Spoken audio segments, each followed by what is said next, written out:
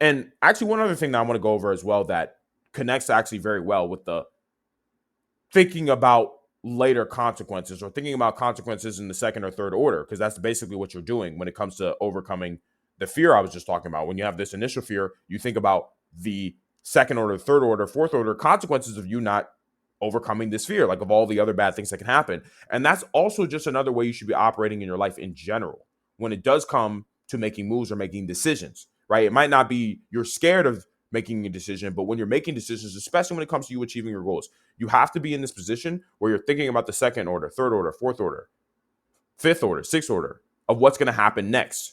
And this way you can make sure that you're only making high quality moves or engaging in high quality behaviors that are going to serve you and your goals. And of course, in the big long term, the United States of America.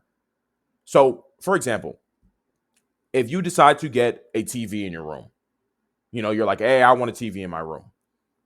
But you're also trying to be this really productive, focused guy who becomes a winner and becomes a champion in whatever career or business or ambition that he's pursuing, right? You want to become that guy. But then you're like, I want a TV in my room. I just feel like getting a TV. Well, what fucking happens? You go get that TV. Now that you have the TV in your room, you spend like, I don't know how much are TVs at this point, like $100. You could buy a TV for $100. I don't know how much a flat screen is, but $100, $500, whatever the fuck it is. You buy your TV. Well, now you have to justify the purchase because you bought this TV in your room. Well, why are you going to buy a $500 TV and not use it? Of course, right? Now you need to use the TV. So the TV's in your room. Now you use the TV. But now that the TV's in your room and using the TV, you can only use the TV at night because you're busy during the day. So now you're only using the TV at night because you have to justify the purchase. But what happens is you end up watching things too long. And because of that, you get less sleep. You're going to sleep later and later because you're spending time watching things because you have to justify using the TV. So now that you're going to sleep later and later, that means you wake up groggier. You're a lot more tired.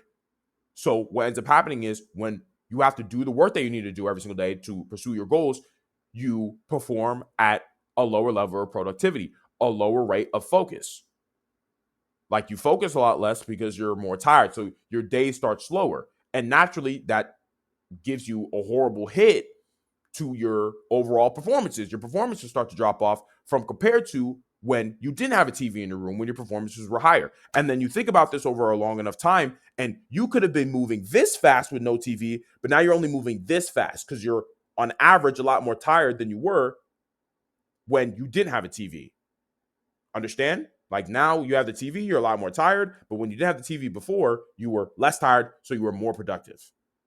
Understand here. So it's how you look at these decisions. You have to be like, okay, this one small decision, like just getting in your TV in a room, could seem harmless. But when you actually sit for a second and play out everything that can happen when you get this TV, what fucking happens? You realize it's disastrous for your success and your overall future for success and your overall productivity. So that's how you have to look at all the decisions you're making.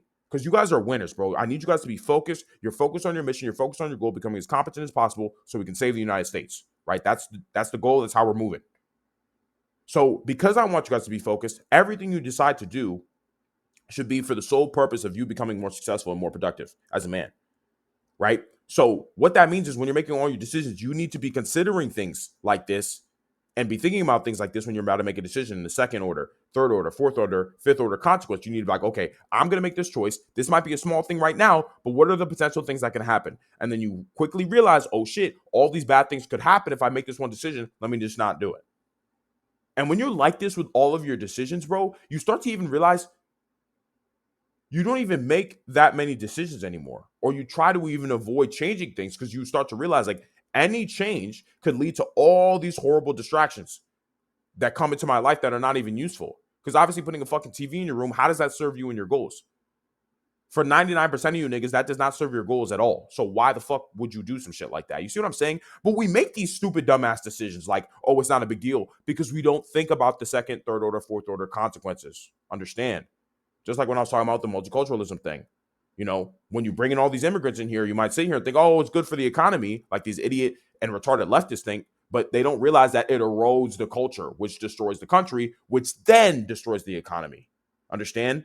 So when you think about things like this, when you're always thinking the second, third, or fourth order consequence, you prevent yourself from making horrible decisions that destroy your ability to become successful. That's also how I feel when it comes to all these different drugs and different shit like smoking weed, drinking, any type of substance. Like, that's why I hate substances. That's why I don't drink, I don't smoke, I don't do any of that bullshit. And I never will, ever again.